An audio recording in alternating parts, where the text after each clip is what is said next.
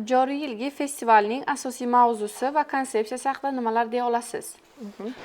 Joriy yilda Xalqaro zargarlik va zardozlik festivali Qo'shni shahrimiz Buxoroda 3-marotaba o'tkazilyapti. Bu bienal tarzida o'tkaziladigan festival hisoblanadi va bu festival xalqaro ko'lamda amalga oshirilyapti. Asosiy maqsadi zargarlik, zardozlik san'atini sanoat darajasiga ko'tarish va rivojlantirish, xalqaro ko'lamda rivojlantirish, xalqaro ko'lamda tajriba almashinuv orqali, demak, shu sanoatni yanada kengaytirish va shu sanoatni rivojlantirish orqali iqtisodiy jihatdan ham ko'rsatkichlarni o'sishiga erishishdan iborat. Rahmat. Sizningcha festivalning xalqaro miqyosda tobora ommalashib borishining asosiy omillari nimalardan iborat?